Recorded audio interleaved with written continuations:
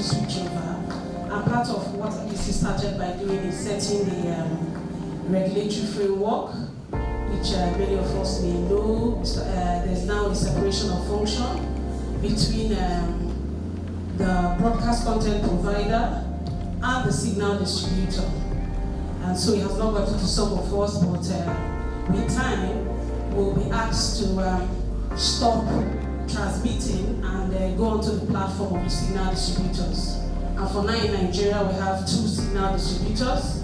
One was drawn out of the transmission arm of the NTA, that's the Integrated Television Services. And then we have the Pinnacle Communications, who was a private company that emerged from a bidding process.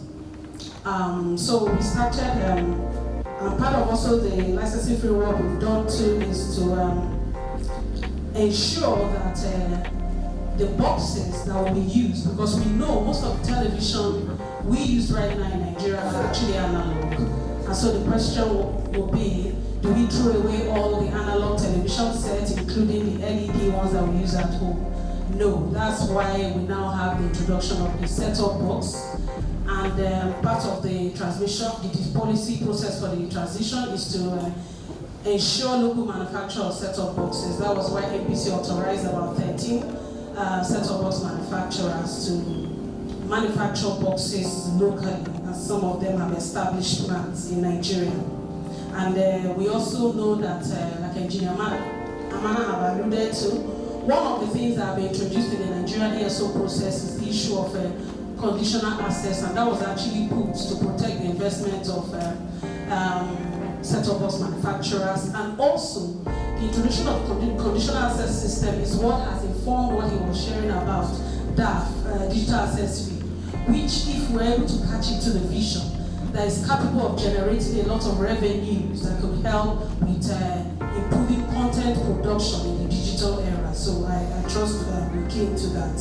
And in the area of content, NBC, between 2015 and 2020, the presidency have approved over 150 digital terrestrial television licenses between then and now. Some of them are already on.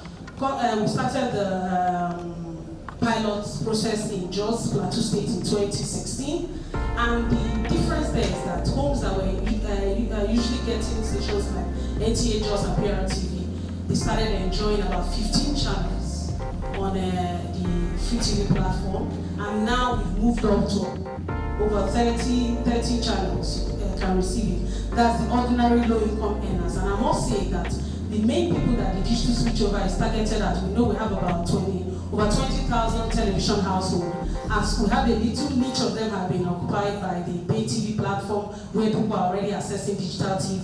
So we have a lot more, majority have still not transited to digital. Those are some of the ones that are being targeted under the digital switchover. Those are the ones that government want to reach to come on board through the free TV. So these are the ones, in those states where we have rolled out, we have about 8 locations now: Jos, Abuja, Kwara, Osun State, Enugu State.